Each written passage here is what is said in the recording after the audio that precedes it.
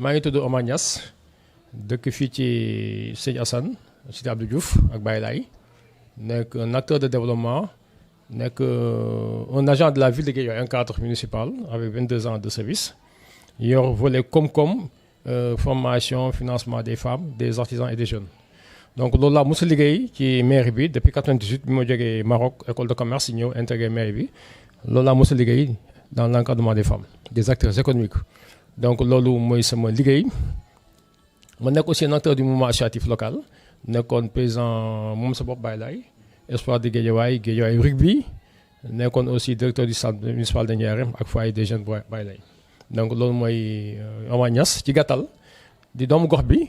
jóg nag pour daadaan baatu askan bi nekk candidat ci maire yi Wakhinane sur la liste grande coalition Gëm sa bopp avec le maire Kalidou Niass.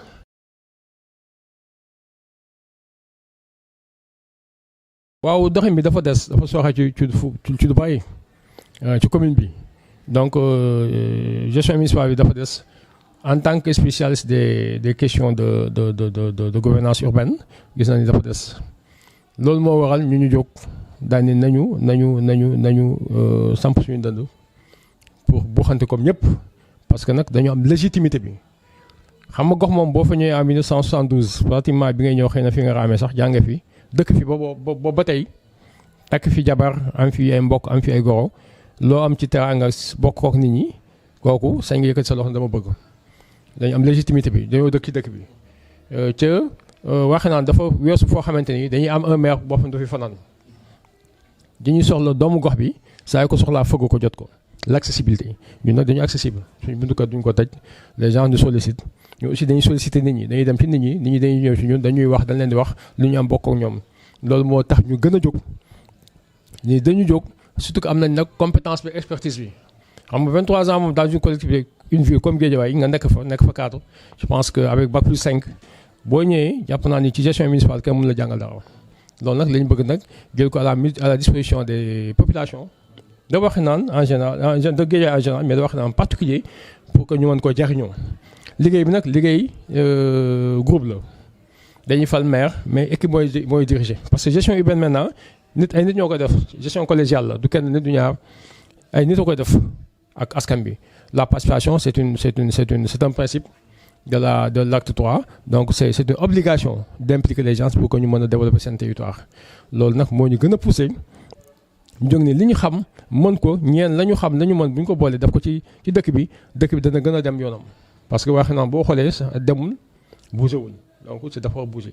en 7 ans je pense que l'équipe qui est là n'a pas fait beaucoup de choses il est temps que ñun ñi fi ñëw ñu jël ko jubanti ko joyanti ko comme ni ñuy waxee ba dëkk bi mën nañ doon dëkk bu am naataange. waaw ñun programme bi ñu am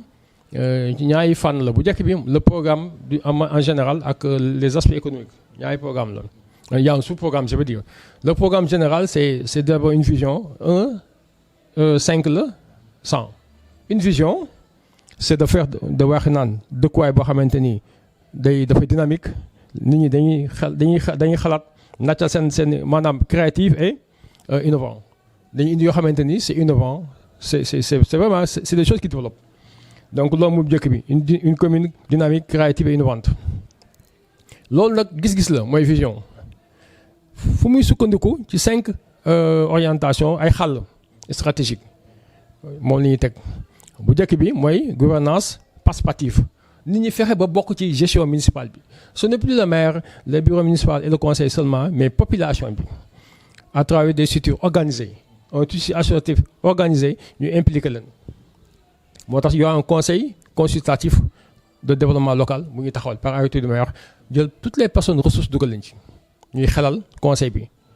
di xelal bureau municipal di jàppale maire déjà loolu c'est une forme de participation loolu benn axe la beneen bi le développement municipal gis nañu maire bi Wakhinane c'est tout sauf une administration déjà état civil sax dañu am problème bu ñu ñëwee dañuy créer benn centre d'état civil secondaire informatiser ko bii fi nekkoon dañ koy maintenir mais ñu commencé di ko régulariser parce qu'il y a trop de cas irréguliers suñu doom yi dañuy jàng bëgg a def bac ñu la sa kayit baaxul donc loolu poñ la déjà ci 100 mesures yi donc bu ñu nee gouvernance inclusive participative wax ni développement municipal ça veut dire que commune bi dañuy bëgg mu am des services de recettes opérationnels un service une direction des services techniques communaux opérationnels tali yi gis nga ni mu mel wala ñu am des services opérationnels yoo xamante ni ñooy mën a gérer commune bi en termes d'offre de service de base nit ñi xam ne lii mooy rôle de commune waaw loolu c'est ça muy benn muy ñaar ñette bi les services sociaux de base éducation santé environnement yëpp am nañ ci programme yoo xamante ni on va aménager des parcours sportifs le long de la plage permettre à ces jeunes de pratiquer le sport de leur convenance li ñu bëgg ñu def ko la pluridisciplinarité maanaam football basket handball yëpp dañuy aménager des plateaux multifonctionnels il y en a 2 ou benn moo fi nekk ci suñu programme il y aura 4 autres muy 5 c'est pour permettre à des jeunes de faire de la pratique pluridisciplinaire ku nekk basket handball volley rugby ku ne la nga bëgg a def nga def ko y a pas que le football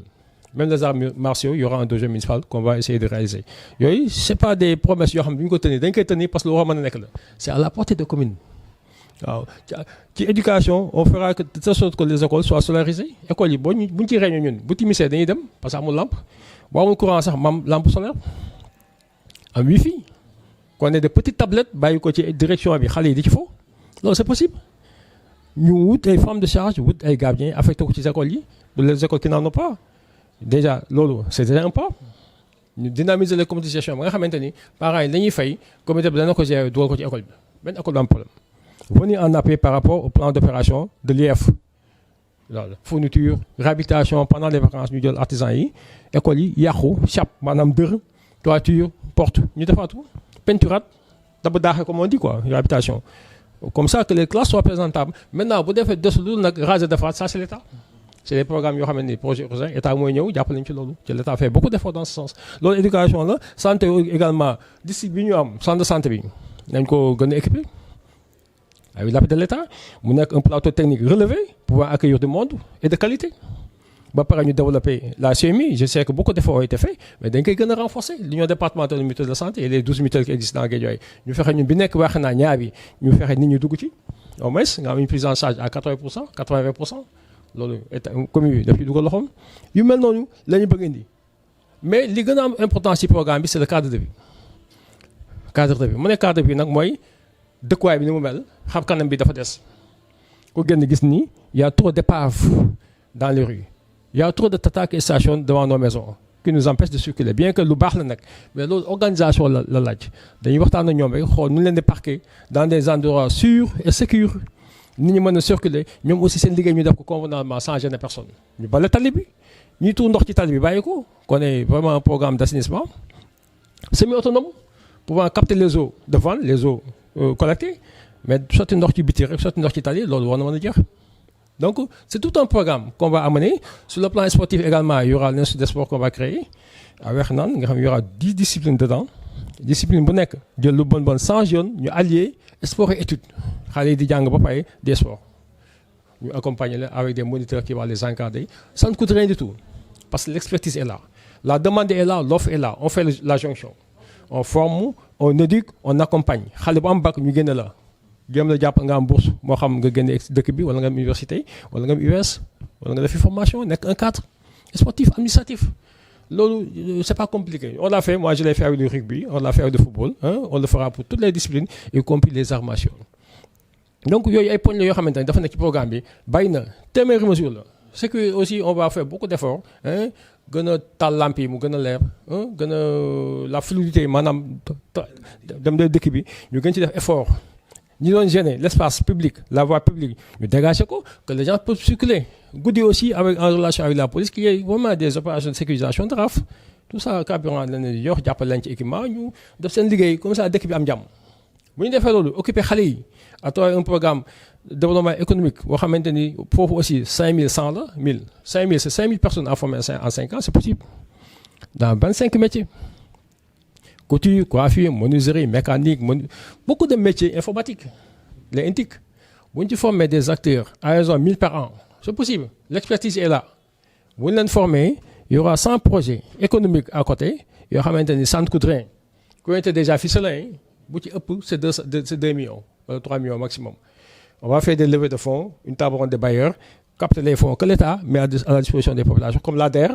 et d'autres sources de financement qui sont là, qui vont nous aider dans ces projets. À terme, ces 100 projets pourront nous permettre d'insérer 1000 jeunes.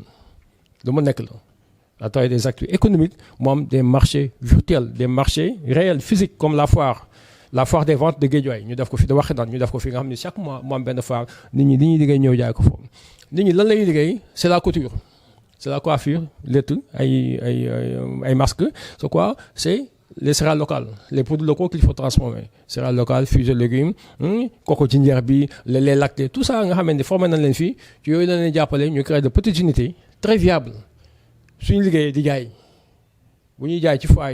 nous avons d'autres foires externes, extérieures, je veux dire, nous avons comme la foire de Dakar, la Fiara, la foire de Saint-Louis, la foire de Casamance, de Kaolack. Comme nous avons les acteurs locaux, les femmes, nous avons tout revenu.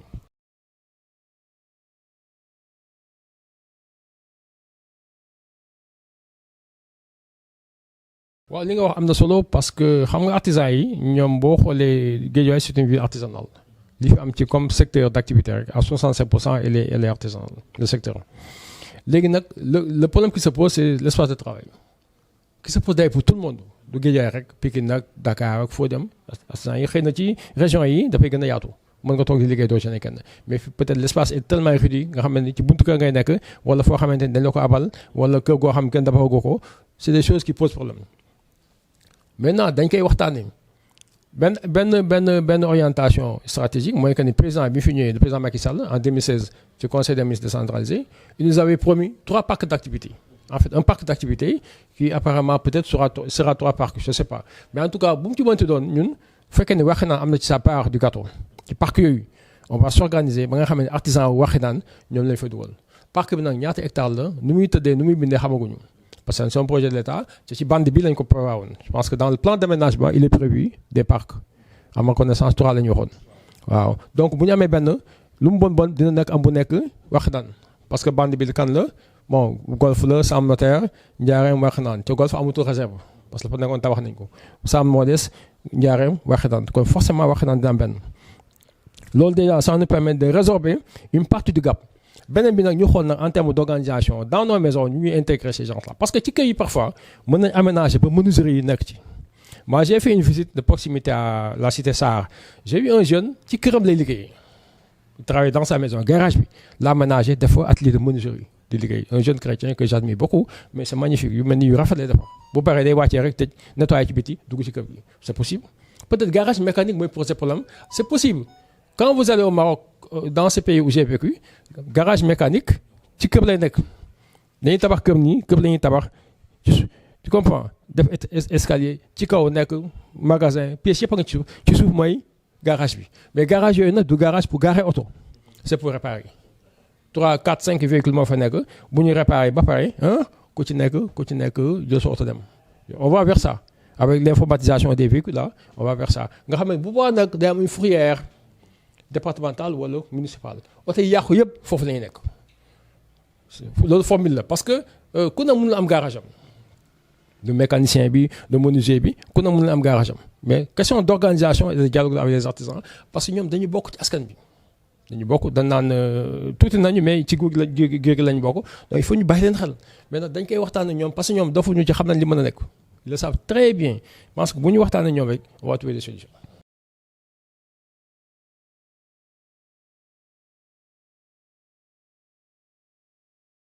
waaw xam nga bande bi je pense que dama xamatul parce que il y a eu un plan d'aménagement qui a été en tout cas validé par décret présidentiel qui autorise le déclassement donc revenir ci dana xaw compliqué li am solo mooy dañuy souhaiter parce que ni ma wax sànq il y a des parcs d'activités qui sont prévus nañu ñaan yàlla ñu réaliser ko bañ ko def ay kër profité parc la ba pare ñu séddoo ko parce que daal mosoon nañu daal fii quand même ça il faut le dire. boo xam parc d'activité doon fii ci Guédiawaye marché Xelkom bi ñu def koy kër loolu fekk nañu fi c'était l'ancien régime socialiste il faut le dire nañu éviter loolu daal ñu ci bande bi parc d'activité yooyu nañu ko def jox ko artisans yi maintenant bu amee d'autres réserves foncières disponibles parce que tout ne peut pas être habitat zone d'équipement la ñuy wax il y a plusieurs fonctions multifonctions la lu nekk ngi ci il y aura des collèges il y aura peut-être des universités il y aura des lycées en principe il doit y avoir yooyu yëpp day am mais mu am de petites unités des petits espaces qu'on nous réserve qui nous permettent de créer de petites unités artisanales économiques loolu du mën a nekk la donc beneen aspect aussi ci boo jegee géej gi ce qu'on appelle le boulodrome maritime nous avons 7 kilomètres de plage ñun wax naa li ñu concerné peut-être ça va tourner autour de 2,50 ou 3 kilomètres dañ koy jëm aménager si l'État nous accompagne nous autorise et nous accompagne et j'espère que li am fële Dakar ca booy géej ga les pieds dans l'eau daam fi peut-être les gens ne vont pas venir nag di construire fi diggante géej gi ak tali bi di ko def ay immeuble tim ñu ça on le souhaite pas ba tax na nañ ñu permettre ñu réaliser au moins le boulodrome maritime en aménageant de petits espaces sportifs boo demee plage boo demee fële corniche Dakar en face université loolu moo fa am des terrains de football des terrains de basket des terrains de tennis commune bi moo ko moom ville de Dakar moo ko moom da koy loué parcours sportif mieux mën na am de petits hôtels pour les séminaires il y aura des auberges des restaurants nga xamante ni ça c'est de l'économie ñun loolu am nañ ci comme projet parce que loolu moo am boo demee Maroc à Ain Diab c'est ça qui existe waaw Maroc mool boo fa demee loolu moo fa am dañu valoriser toute la plage nga xamante ni c'est toute une économie pour le Maroc loolu war nañu ko mën def fi nga xamante ni nit ñi dañuy jógee Dakar sax ñoo fi def séminaire wala ñu def randonnée fii. xam nga agriculture urbaine moom pas forcément rek nga am espace bu yaatu mën nga am de petits espaces ba pare dafa la am fa rendement bu performant par exemple tey boo xoolee l'agrobio les tables là tables yi ça produit bu ñu doon def de petites tables quelque part tas ko ci dëkk bi rek bu yàggee en terme de xëy na du satisfaire toute la population mais dina am lu muy contribuer dans la production maraîchère et fruitière loolu yëpp c'est des choses qu'il faut développer il y a aussi les serres qu'on peut exploiter mais ça c'est l'agriculture mais loolu li mu mën a nekk mooy bi ñuy def aménagement bande bi ñu jëloon en compte cet aspect-là cet aspect d'agriculture urbaine qui existe qu'il faut intégrer hein? Peut-être que dans le plan c'est prévu je sais pas moi j'ai pas vu le plan li ma ci gis rek mooy je sais qu'il y a des parcs d'activité parce que loolu moo ci intéressé woon parce que moi j'ai dépendé des artisans comme 2016 maa ko demandé woon ak ñoom président may ñu ko on veille à ce que ces parcs-là soient réalisés pour les artisans produits de qualité frais et à moindre coût mën ko jaay nit ñi mieux je pense que on a même un projet de marché d'intérêt local boo xamante ni dañuy jël wax naan def ko plaque tournante des produits maraîchers et fruitiers parce que xam nga Thiaroye léegi accès bi dafa poser problème neexul dem oto yi jógee ñaay bi moo xam Lompoul Mboro Diogo mën nañ jaar fii transiter par fii bàyyi fi produit ñu jël produit tas ko dans nos 14 marchés jël produit relayer ko marché Cambérène marché Diamalaye marché Castor marché ça c'est possible c'est des fonctions économiques yoo xam ne ça nous permet nous communes d'avoir de l'argent mais aussi de faire travailler des jeunes.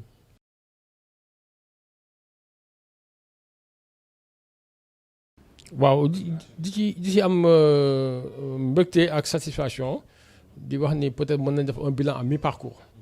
mais li ma ci retour bi ma ci am ci population mooy nit ñi déjà ils sont bien accueillis boo ñëwee ni man la monsieur Niass soit xam nañ la wala ñu xam monsieur Kalidou Niass wala ñu am sympathie maanaam cofeel ci coalition Gëm Sa Bopp maanaam Bougane Gueye Dany donc loolu c'est déjà un signe boo xam dama ko constaté quand j'étais sur le terrain. Et les gens ont toujours dit enfin doomu dëkk bi ngeen jóg pour jël ci li ngeen moom loolu nit ñoo koy wax waxuma ko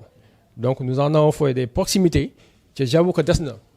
semaine bii di mun nii chaque matin et soir nous sommes sur le terrain li interview bi sax moo tax demuma mais sinon nous sommes sur le terrain pour parler aux gens que ni nous voulons du changement nous voulons innover nous voulons reprendre ce qui nous appartient développer ko on le fait pour nos femmes dañ koy def pour les générations à venir les futures générations ñu baliser la voie ñu xam ne seen i papa yi seen maam yi lii lañ defoon donc loolu moo ñu gën a yëkkati di wax ni am nañ satisfaction proximité parce que proximité du ku nekk moo ko mën un maire sortant il fera difficilement des proximités parce que foo dem bilan la lay laaj ñun kenn duñu laaj bilan nous on nous demande ce que vous voulez faire te ñun li ñu bëgg def xam nañ ko parce que nag ku dëkk ci dëkk pendant 40 ans 50 ans war nga xam dëkk bi xam nañ bébatul askan bi parce que seen i problème mooy suñu problème donc war nañoo mën a wax ci seen baat wax ci seen tur ce que nous faisons donc loolu la ñuy def ñun proximité la ñuy def defuñu ay meeting defuñu ay caravane on en a fait une fois avec Bougane Gueye Dany mais bokku ci suñu corde sax nous on voulait la confrontation avec les gens pour le dire que ni falee ñu liggéey gox bi te bu ñu falee ñu liggéey ko.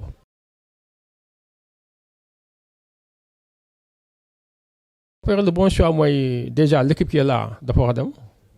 ils ont montré leurs limites le maire qui est là ils sont en équipe ils ont montré les limites. Beneen bi coalition Yewwi seen candidat bi moo fi nekk il est comptable du bilan de Racine Talla ça il faut le dire il est comptable il est premier adjoint maire yéen liste yi nga xamante dañ koy wax c'est liste parallèle mais en réalité c'est pour diviser l'électorat bi nga xamante ni ñoom ils sont franchement contre suñu classe gi donc la liste la plus équilibrée la plus légitime c'est coalition Gëm Sa Bopp Aroma Niass et Kaldu Niass kuy voté la ñoo dëkk bi ñoo bëgg a liggéey dëkk bi lu ñu am def ko ci dëkk bi bokk ak nit ñi beneen liste bu waaye jàppale rek yaa ngi nax sa bopp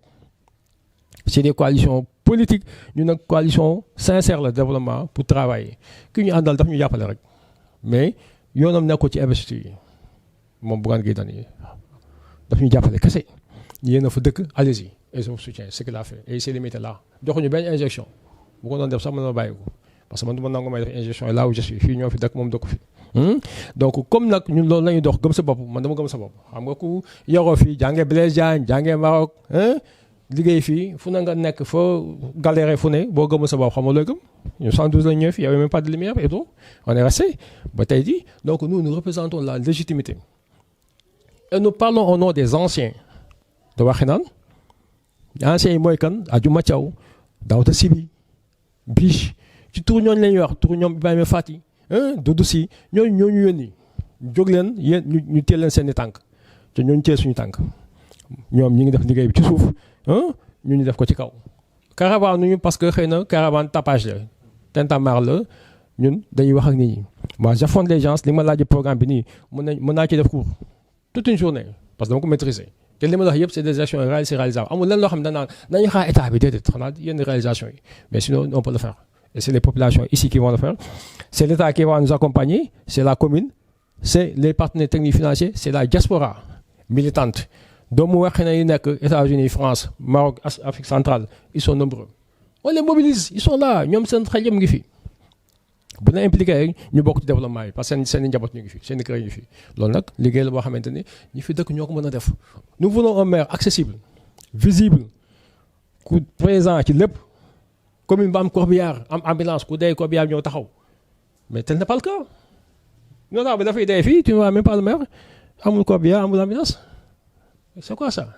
donc il faut corriger ça loolu lañ bëgg a corriger loolu nag c'est pas contre ñu kenn benn parti ànd ñoo benn parti nous sommes des jeunes de Wakhinane qui veulent se lever pour changer les choses waaw on sera dans la commune à la tête de l'institution municipale on le souhaite on l'espère ñu ngi ci liggéey am nañ ci yaakaar parce que ñun li ñuy wax nit ñi dañ koy dégg dem ak teeb oui elle est imminente c'est la victoire du peuple ñun naxuñu kenn nit ñi xam nañu waaw man 22 ans ak famille ak artisans yi je les connais ku ne damay wax ak yow maa bëgg seen doom moo bëgg jox leen ko mu liggéey bëgguñu ci dara bi salaire bu amee salaire sax bu amee teew ko mais on va changer les choses jàppale xale yi seen classe gi vous êtes des entrepreneurs audiovisuels mais qu'est-ce que les communes ont fait pour vous rien du tout. Alors que yow fi nga juddoo tu es là doo mos a liggéey yaroo fii Cheikh même chose moi quand j'étais au foyer j'ai beaucoup aidé les gens la fa nekk yëpp man la tout nag je dis bien tout avec un grand T comme disait Abdoulaye lépp maa ko def foofu ba ma demee gis nga c'est pas le développement ça il faut nit ñi di mën a pérenniser les acquis boo defee dara mu baax kenn bu ñëwee day bëgg a def lu gën loo li nga defoon yow mais bu fekkee da ngay dellu ci suuf loolu musiba la ci loolu moo ñu dal ñun nit ñi nag du ñu am courage yu waxtaanee la gestion de la cité. loolu nag je vous invite vous communicants et communicateurs à organiser des séances de rencontres comme ça sama classe gi du ñu wax bu ñu amee limite ils vont se taire ñi xam wax a wax parce que dëkk bi loolu la ñuy wax waruñoo wax ñi war a wax dañoo nappi ils sont dans les maisons pensant que ceux qui parlent c'est des idiots c'est des gars non il faut que ñu jóg waxtaane suñu cité bii defar ko point amitié fan ak yëpp nit ñi dañoo jóg pour defar seen cité pourquoi pas Guédiawaye mais tu vois des jeunes compétents qui sont là c'est moom xam nga la ñu jàngandoo mais ils refusent de sortir et d'en parler pensant que ñu ci wax ñun bon dañoo bëgg politique non moi je suis jamais dans un parti politique du PS du PDS du APR envisagé ma ko coalition Gëm Sa Bopp la moi je suis pas dans Gëm Sa Bopp mais je suis dans la coalition il faut que les choses soient claires voilà.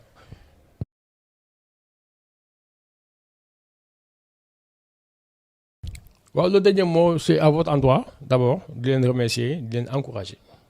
ci initiative bi nga am créer ce site bi créer li nga yor une agence de communication et de marketing di ci liggéey ànd ak Cheikh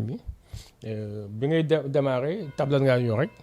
di wër di filmer di enregistrer def ngay xeex ba petit à petit naan l'oiseau fait son nid. Je vous encourage, je vous admire et je vous soutiens parce que yéen li ñu bëgg ci yéen et je vais vous le dire mooy les jeunes je parle quand je dis Papi mi ak Cheikh je parle aux jeunes ñun suñu papa li ñu defoon dañu toxal Angamous Baye Gaynde Cheikh Wade daa waxoon Almenko Henri Pizarre ñu yenn baraag yi ñëw teg ko fi bu métti loolu ñuy xëy du ñu am dépense bàyyi di ñafe di dem Dakar il faut même marcher jusqu'en ville liggéey ñëwaat du ñu reer li ñu am ñu bàyyi ko ci kër yi seen doom yooyu ñoo màgg tey ñu ñooy ñoom Amath Niasse ñi ñoo taxaw je peux citer des noms avec qui j'étais au lycée Blaise Diagne ñi nekk Vanvo ñi nekk Kennedy après le Limamou Laye ñëw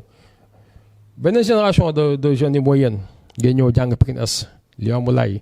nekk université UVS Sanar je peux citer des noms yéen tey ñun lu ñu defuloon ngeen ko def nous n'avons pas osé le faire mais vous allez oser et puis vous oserez davantage comme disait l'autre yéen di ngeen def loo xam ne ñun dañ naan non lii raw na suñu njort quoi parce que am ngeen fit bi am ngeen légitimité bi am ngeen compétence bi et je sais de quoi je parle yéen ñu gën a intelligent fuuf di dox suñu maay donc yéen ëllëg dëkk bi fu mu demul rek ci yóbbu leen ko ci yéen la dem toutes les conditions sont réunies ñun ci sondel la doon jàngee di rooti ci robinet ba yéen nag lampe ngay taal ci àll wifi bu la neex ngay concept boo soxla tapé Google am ko dans toutes les maisons wifi moo la fa wala bu fa am tam booy fi nañuy toog ni ne père dugal ma code bi nga dugal leen ñu commencé surfer man boo demee sama buntu kër boo yaa ngi fees dal di surfer et c'est comme ça ñun nag amuñu ko woon da ngay dem bibliothèque wala Blaise Senghor wala centre culturel français pour bouquiner wut ay bouquin di lire wala anal bu amee fii waa wax naan sax dañuy ñëw di ko àbb anal bi analu Cheikh Cissé wala Abdoulaye Dione wala Amath Niasse dañuy ñëw abal ma anal ñu koy passante pour préparer et le bac ou le BFEM tey ce n'est plus le cas donc am ngeen les chances de réussir bu leen kenn divertir bu leen dagal dara foncez nous sommes derrière vous comme ni ma amee mag yi sama ginnaaw laa nekk seen ginnaaw lu leen jaaxal wax leen ñu ko lu ngeen xamul wax leen ñu ko lu ngeen bëgg sax ñëw leen li leen bëgg ñu ànd ci ak yéen parce que yéen lu ngeen guddi géejawaay comme disait l'autre guddi mbuur waaye guddi géejawaay donc loolu c'est une fierté c'est pas donné à n'importe qui man fu ma jaar nit ñi laajal ki ma sama colistier bi dafa waaw fu ñu dem ñu ne Niass na nga def yow da xam nañ la mun ne yow fu mu dugg ñu xam la ma ne ko waaw parce que dafa yàgg 72 la ba léegi ma ne acteur développement di former